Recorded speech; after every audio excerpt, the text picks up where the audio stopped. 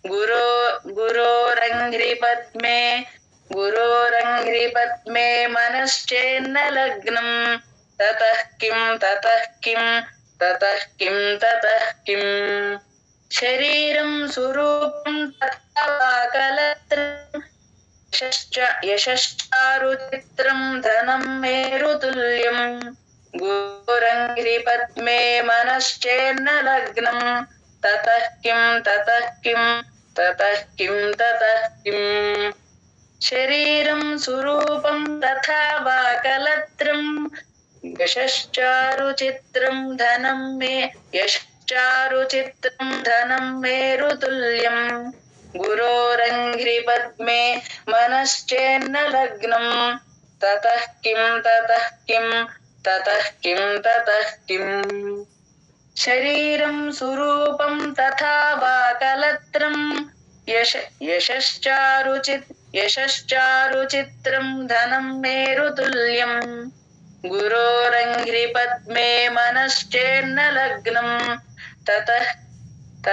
किं ततः किं ततः किं ततः किं ततः किं शरीरं स्वरूपं तथा वा कलत्रम् यशश्चारुचित्रं धनं मेरुतुल्यम् गुरोरङ्घ्रिपद्मे मनश्चेन्न लग्नम् ततः किं ततः किं ततः किं ततः किं शरीरं स्वरूपं तथा वा कलत्रम् यशश्चारुचित्रं धनं मेरुतुल्यम् गुरोरङ्घ्रिपद्मे मनश्चेन्न लग्नम् ततः किं ततः किं ततः किं ततः किं ततः किं जय गुरुदेव कलत्रं धनं पुत्र पौत्रादि सर्वम् कलत्रं धनं पुत्र पौत्रादि सर्वम् कलत्रं धनं पुत्र पौत्रादि सर्वम् कलत्रं धनं पुत्र पौत्रादि सर्वम् कलत्रं धनं पुत्र पौत्रादि सर्वम् कलत्रं धनं पुत्र पौत्रादि सर्वम् गृहं बान्धवात् सर्वमेतद्धि जातम् गृहं बान्धवात् सर्वमेतद्धि जातम् गृहं बान्धवात् सर्वमेतद्धि जातम् गृहं बान्धवात् सर्वमेतद्धि जातम् गुरोरङ्घ्रिपद्मे मनश्चेन्न लग्नम् गुरोरङ्घ्रिपद्मे मनश्चेन्न लग्नम् गुरोरङ्घ्रिपद्मे मनश्चेन्न लग्नम् गुरोरङ्घ्रिपद्मे मनश्चेन्न लग्नम् ततः किं ततः किं ततः किं ततः किं ततः किं ततः किं ततः किं ततः किं ततः किं ततः किं ततः किं ततः किं ततः किं ततः किं ततः किं ततः किं కరెక్ట్ గా వచ్చిందండి ఇది అడుగు లాస్ట్ कलत्रं धनं पुत्र पौत्रादि सर्वं गृहं बान्धवाः सर्वमेतद्धि जातम् कलत्रं धनं पुत्र पौत्रादि सर्वं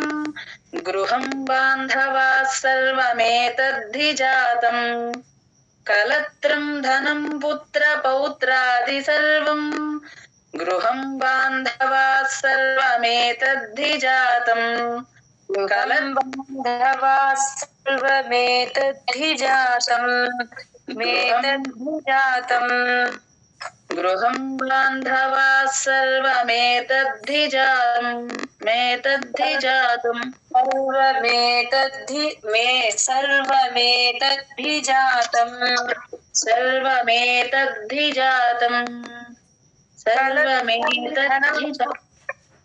చెప్పండి कलत्रं धनं पुत्र पौत्रादि सर्वं गृहं बान्धवाः सर्वमेतद्धि जातम् कलत्रं धनं पुत्रपौत्रादि सर्वं गृहं बान्धवाः सर्वमेतद्धि जातम् कलत्रं धनं पुत्रपौत्रादि सर्वं कलत्रं धनं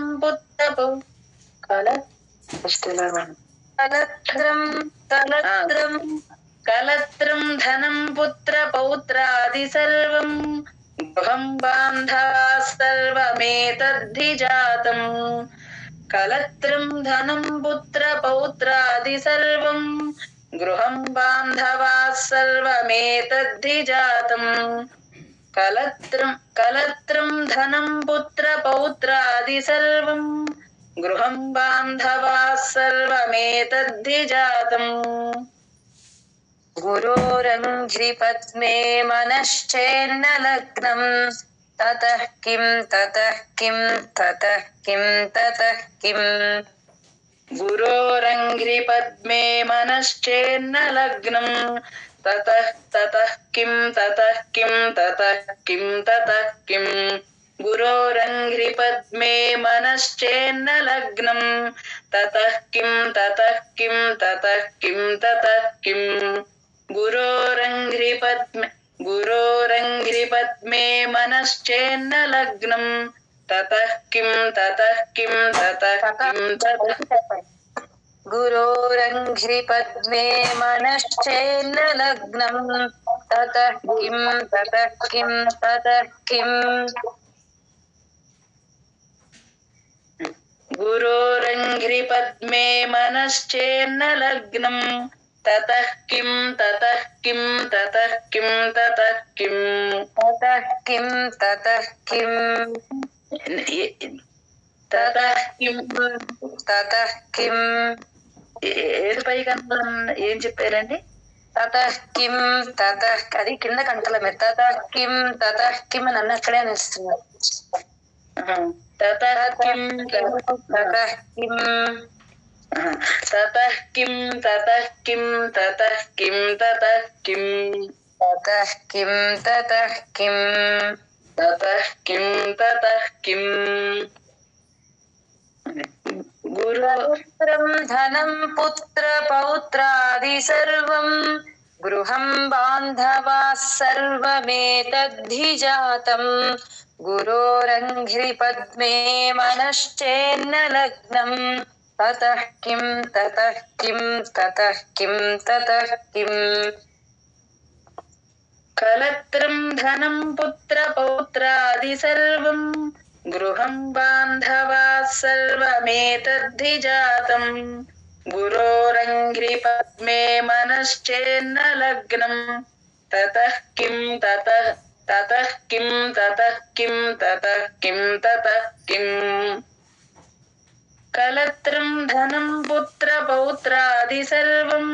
గృహం బాంధవాः సర్వమేతద్ధి జాతం గురోరంఘ్రిపద్మే మనశ్చేన్న లగ్నం తతః కిం తతః కిం తతః కిం తతః కిం కలత్రం ధనం పుత్ర పౌత్రాది సర్వం గృహం బాంధవాः సర్వమేతద్ధి జాతం గురోరంఘ్రిపద్మే మనశ్చేన్న లగ్నం తతః కిం తతః కిం తతః కిం తతః కిం కలత్రం ధనం పుత్ర పౌత్రాది సర్వం గృహం బాంధవాः సర్వమేతద్ధి జాతం గురోరంఘ్రిపద్మే మనశ్చేన్న లగ్నం తతః కిం తతః కిం తతః కిం తతః కిం తతః కిం తతః కిం తతః కిం తతః కిం తతః కిం కలత్రం ధనం పుత్ర పౌత్రాది సర్వం గృహం బాంధవాः సర్వమేతద్ధి జాతం గురోరంఘ్రిపద్మే మనశ్చేన్న లగ్నం తతః కిం తతః కిం తతః కిం తతః కిం తతః కిం కలత్రం ధనం పుత్ర పౌత్రాది సర్వం గృహం బాంధవా సర్వమేతద్ధి జాతం గురోరంఘ్రి పద్మే మనశ్చేన్న లగ్నం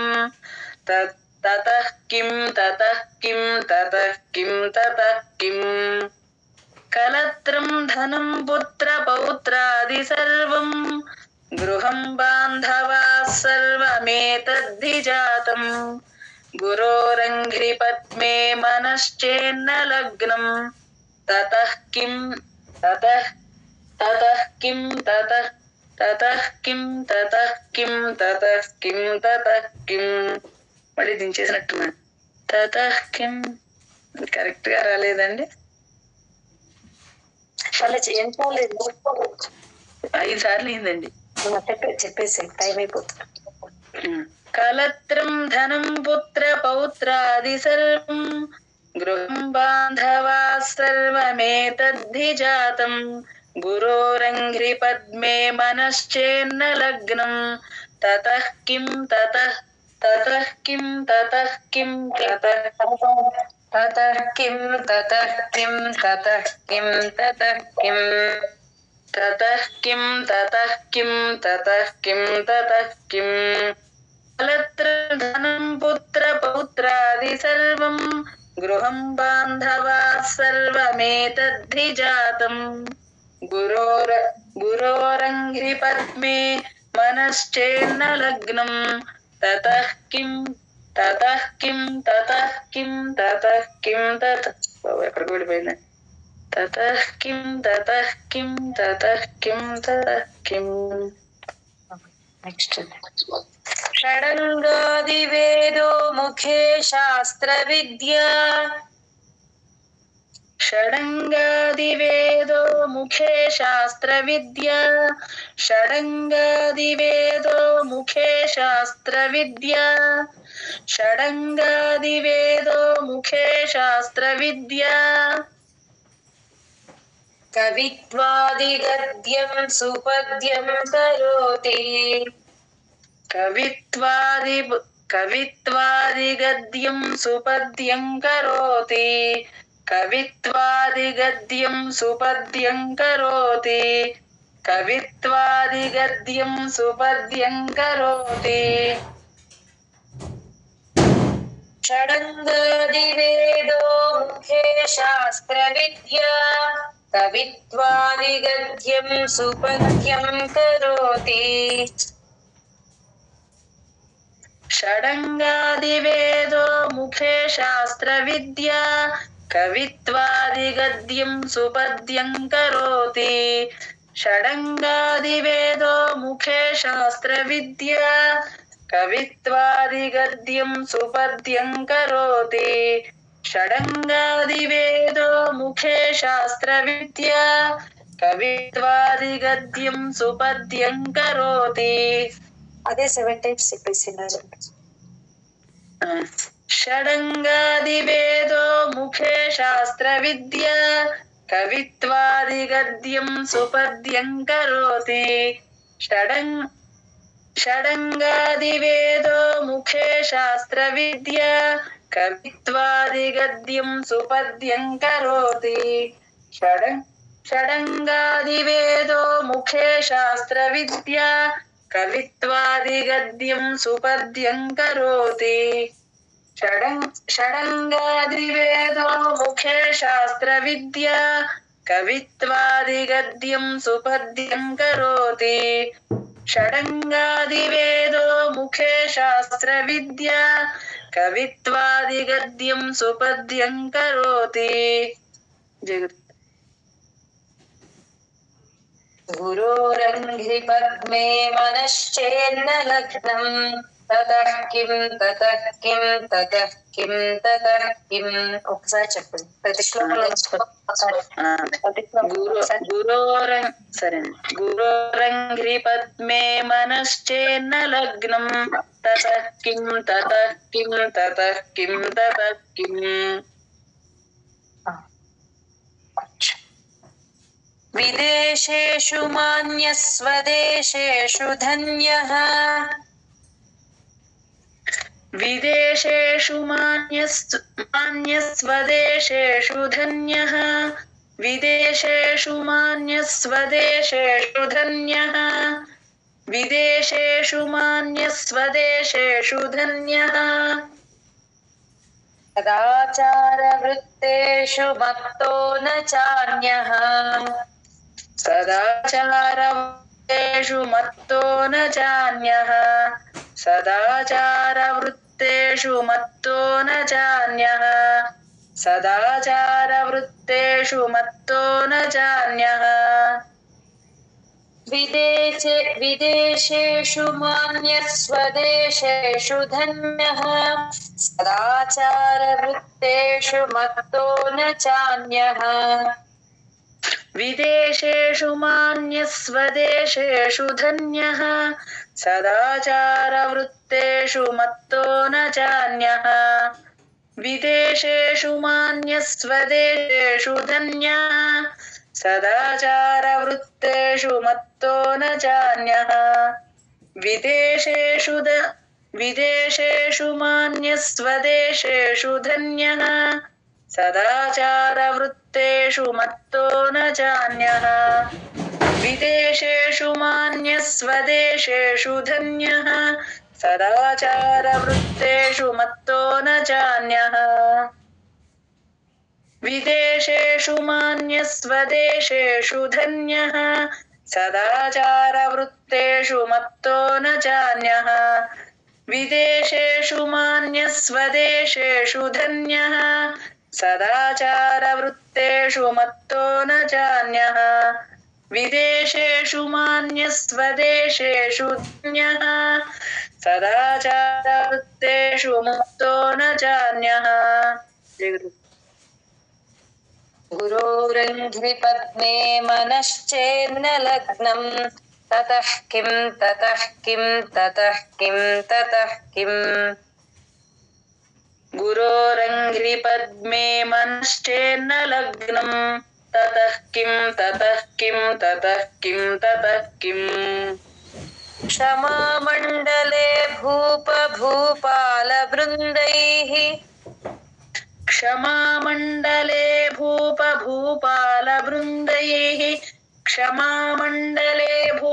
भूपालवृन्दैः क्षमामण्डले भूपालवृन्दैः सदा सेवितं यस्य पादारविन्दम् सदा सेवितं यस्य पादारविन्दम् सदा सेवितं यस्य पादारविन्दम् सदा सेवितं यस्य पादारविन्दम् क्षमामण्डले भूपालवृन्दैः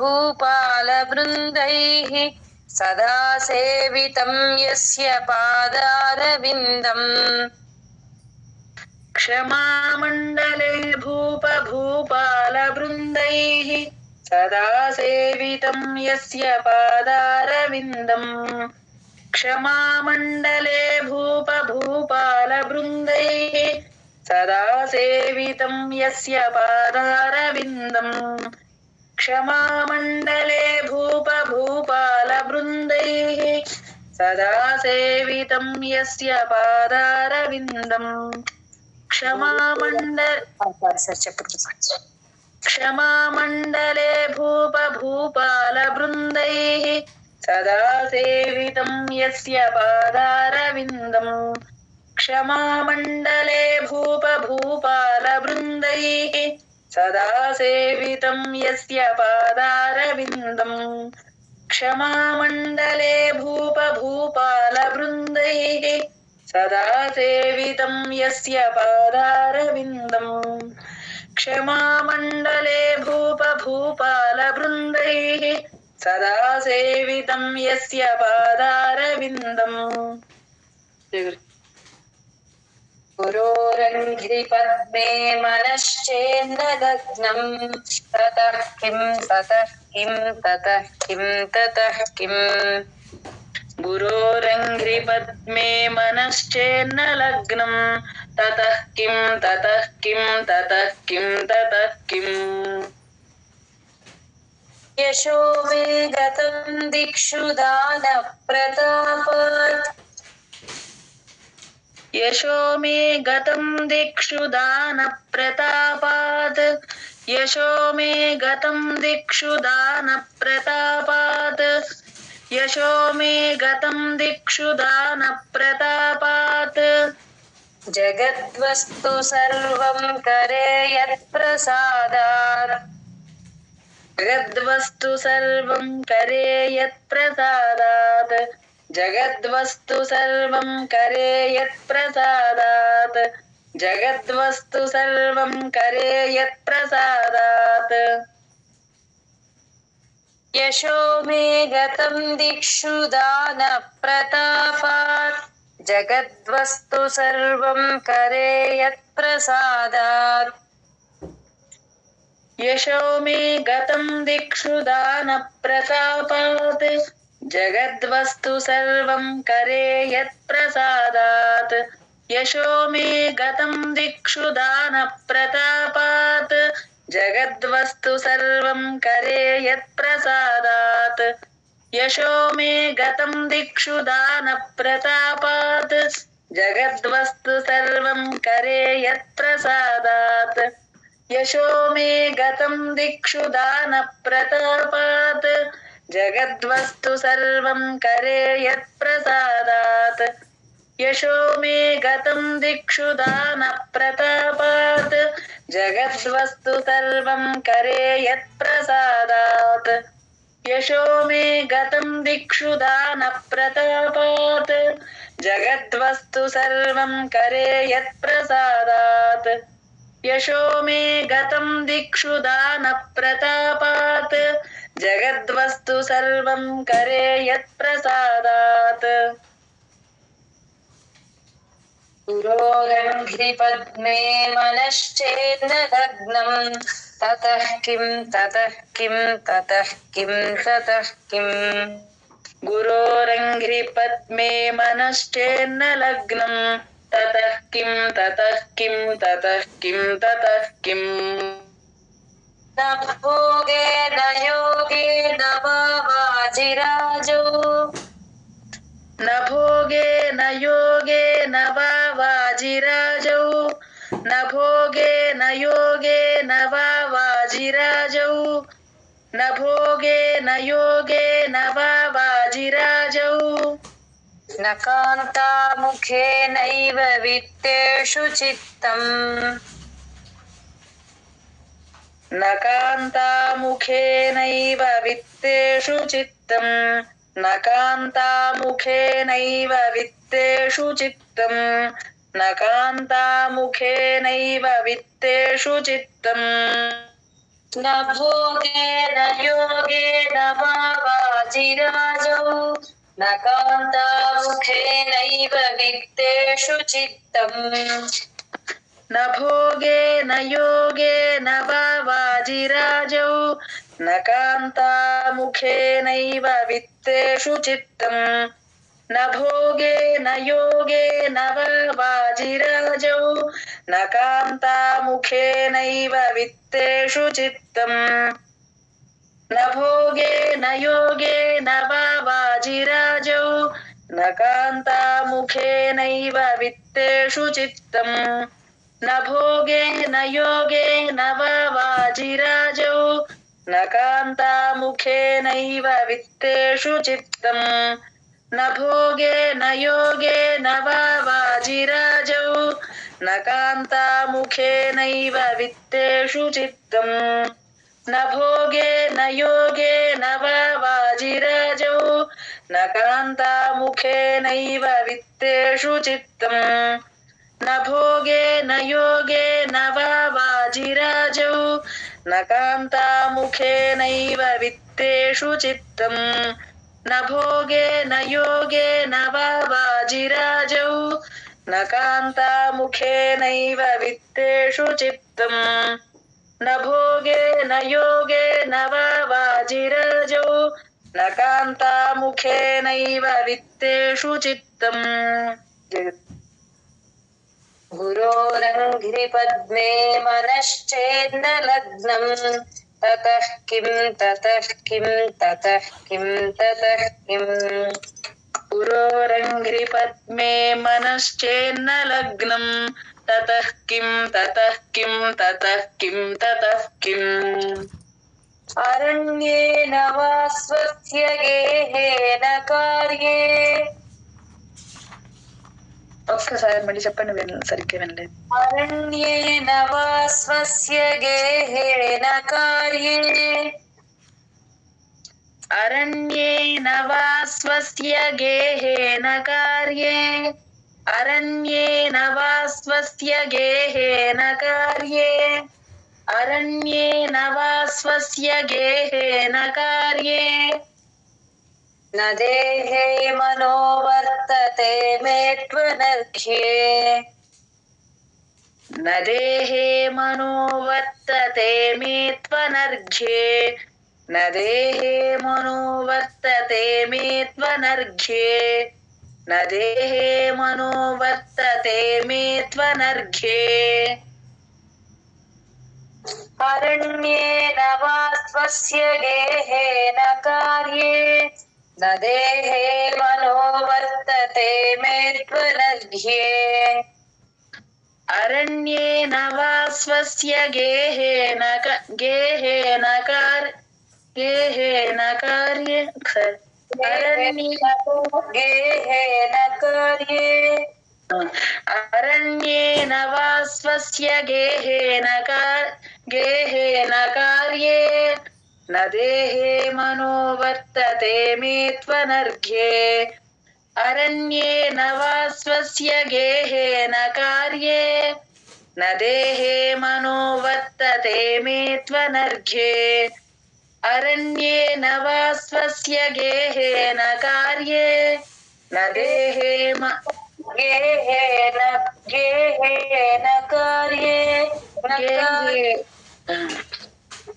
गेहेन कार्ये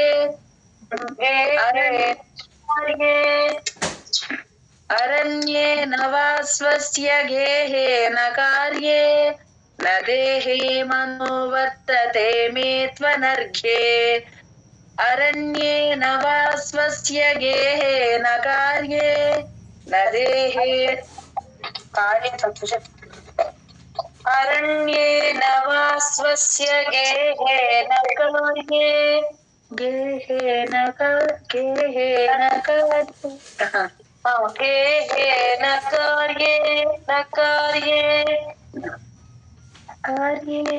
अरण्येन वा स्वस्य गेहेन कार्ये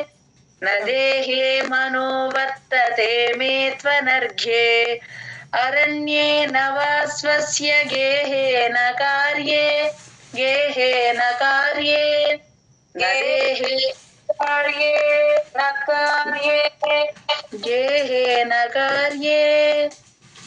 गेहेन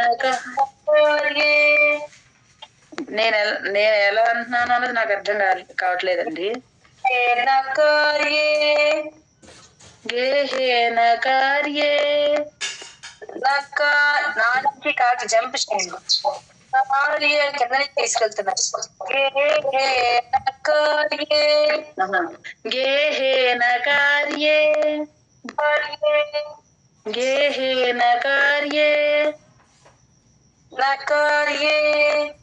మొత్తం లైన్ ఒక్కసారి చెప్పరా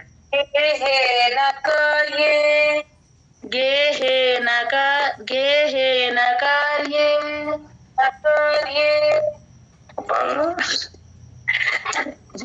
పట్టుకోలేకపోతున్నానండి ఫస్ట్ టైం కదా ఇది ఒక్కసారి గేహేన కార్యే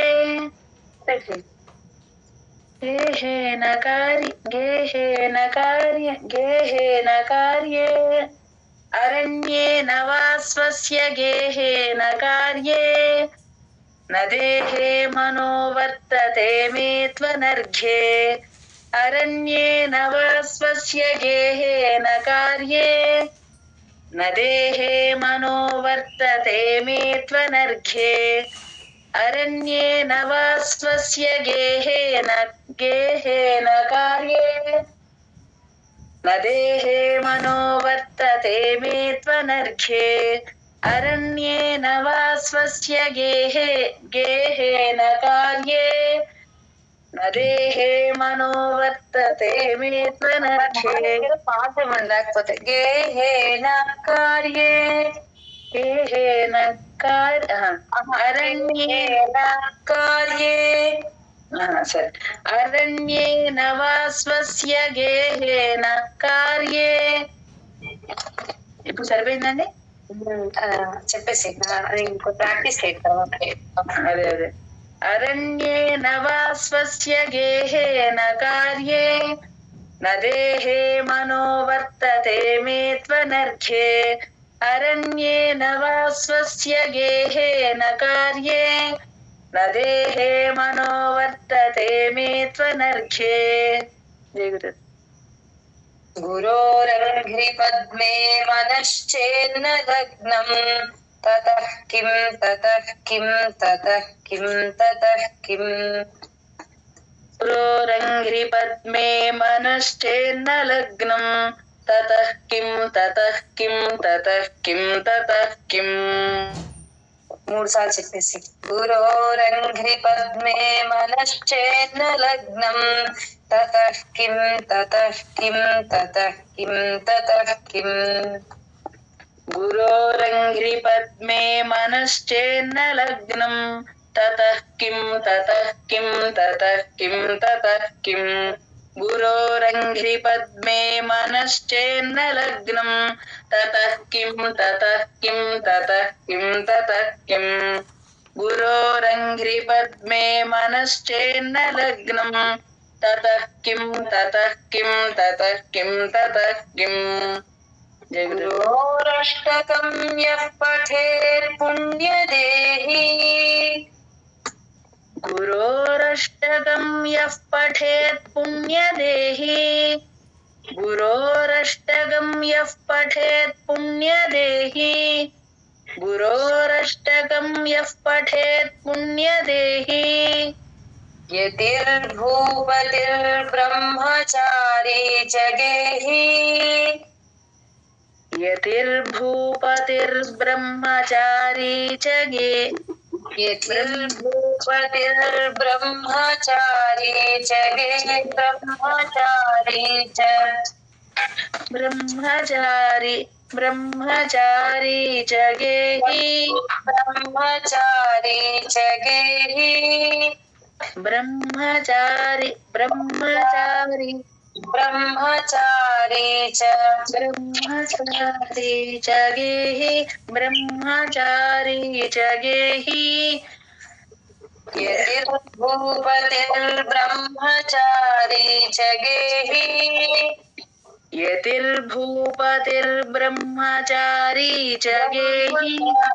ब्रह्मचारी च गेहि ब्रह्मचारी च गेहि यतिर्वाञ्छितार्थं लभेत्वाञ्छितार्थं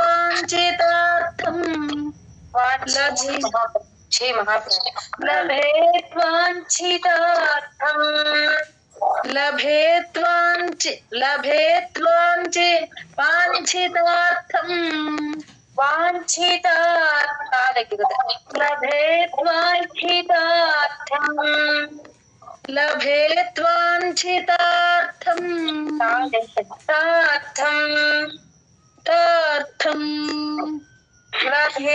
वाञ्छितार्थं लभेत्वाञ्छितार्थं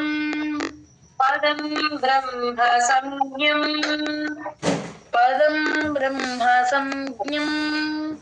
गुरोरुक्तवाक्ये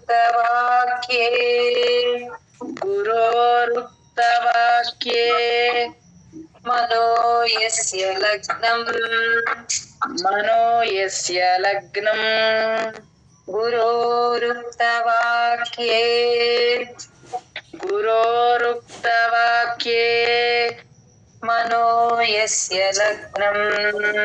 मनो यस्य लग्नं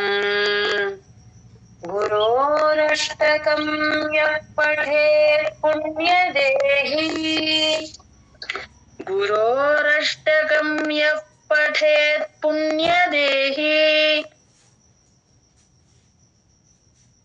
गुरोरष्टकं यः पठेत् पुण्यदेही गुरोरष्टकं यः पठेत् पुण्यदेही यतिर्भूपतिर्ब्रह्मचारी च गेहि यतिर्भूपतिर्ब्रह्मचारी च गेहि भूपतिर्ब्रह्मचारी च गेहि यतिर्भूपतिर्ब्रह्मचारी च गेहि నేను ఏది తప్ప చారి తప్పంటున్నాను బ్రహ్మ తప్పంటున్నాను అర్థం కావట్లేదు యతిర్బ్రహ్మచారీ చ గేహి यतिर्भूपतिर्ब्रह्मचारी च गेहि यतिर्भूपतिर्ब्रह्मचारी च गेहि यतिर्भूपतिर्ब्रह्मचारी च गेहि यतिर्भूपतिर्ब्रह्मचारी च गेहि लभेद्वाञ्छितार्थं पदं ब्रह्म संज्ञम् लभेत्वाञ्छितार्थं पदं ब्रह्म संज्ञम् लभेत्वाञ्छितार्थं पदं ब्रह्म संज्ञम् लभेत्वाञ्छितार्थं पदं ब्रह्म सार्थं पदं ब्रह्म संज्ञम् गुरोरुक्तवाक्ये मनो यस्य लग्नम् गुरोरुक्तवाक्ये मनो यस्य लग्नम् गुरोरुक्तवाक्ये मनो यस्य लग्नम् गुरोरुक्तवाक्ये मनो यस्य लग्नम् गुरोरुक्तवाक्ये मनो यस्य लग्नम्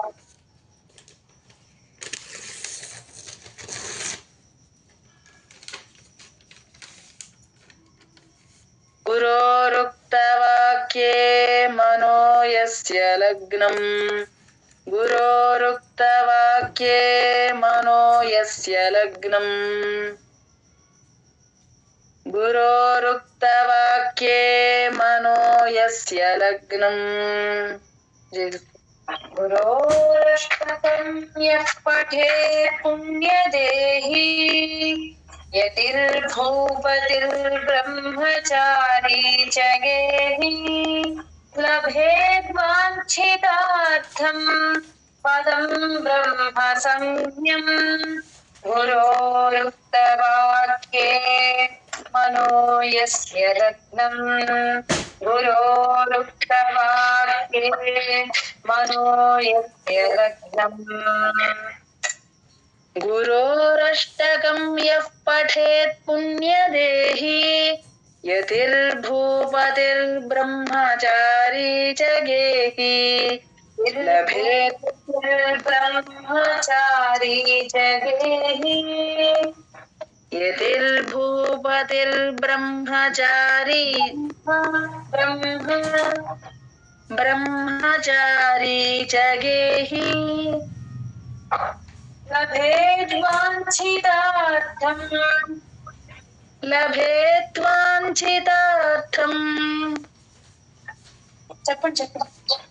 लभेत्वाञ्छितार्थं पदं ब्रह्म संज्ञम् गुरोरुक्तवाक्ये पदं ब्रह्म संज्ञम् गुरोरुक्तवाक्ये मनो यस्य लग्नम् मनो यस्य लग्नम् मनो यस्य लग्नम् गुरोरुक्तवाक्ये मनो यस्य लग्नम् गुरोरुक्तवाक्ये मनो यस्य लग्नम् ఒకసారి చెప్తారు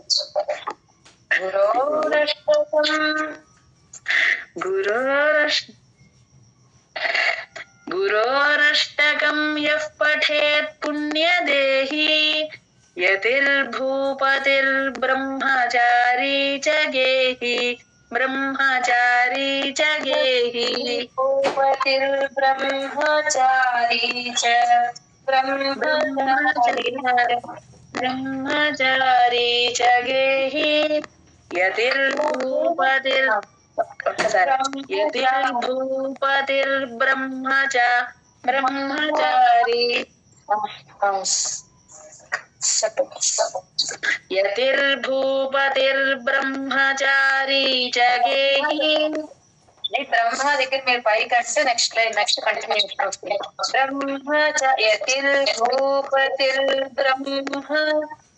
यतिर्भूपतिर्ब्रह्मचारी च गेहि यतिर्भूपतिर्ब्रह्मचारी च गेहि నాకు ఇప్పటిదాకా అది అర్థం కాలేదు यतिर्भूपतिर्ब्रह्मचारी च गेहि లభేద్వాంఛితార్థం అక్కడ తా దగ్గర లభేద్వాంఛితార్థం పదం బ్రహ్మ సంజ్ఞం लभेत्वाञ्छितार्थं पदं ब्रह्म संज्ञं लभेत्वाञ्छितार्थं पदं ब्रह्म संज्ञं लभेत्वाञ्छितार्थं पदं ब्रह्म संज्ञं गुरोरुक्तवाक्ये मनो यस्य लग्नम् गुरोरुक्तवाक्ये मनो यस्य लग्नम् गुरोरुक्तवाक्ये मनो यस्य लग्नम् गुरोरुक्तवाक्ये मनो यस्य लग्नम् गुरोरुक्तवाक्ये मनो यस्य लग्नम् ఫస్ట్ టైం మనో యస్య లగ్నం అని పైకి అంటాం లగ్నం అంటాం गुरोरुक्तवाक्ये मनो यस्य लग्नम् गुरोरुक्तवाक्ये मनो यस्य लग्नम् गुरोरुक्तवाक्ये मनो यस्य लग्नम् చెప్తారా ఒకసారి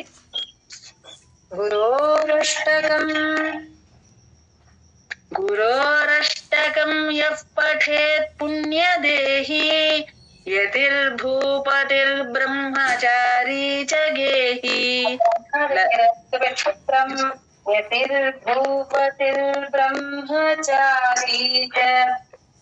यतिर्भूपतिर्ब्रह्मचारी च गेहि लभेत्वाञ्छितार्थं पदारी च गेहि लभेत्वाञ्छितार्थं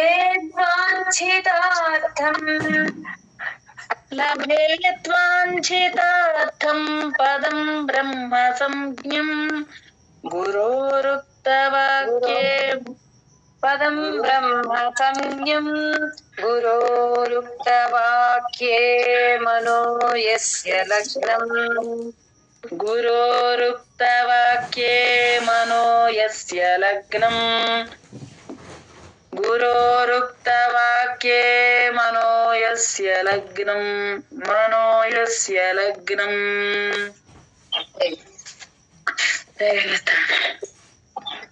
एतत् फलं सर्वं श्री सद्गुरुचरणारविन्दार्पणमस्तु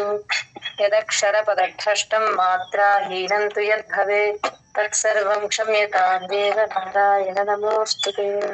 एतत् फलं सर्वं श्री सद्गुरुचरणारविन्दार्पणमस्तु।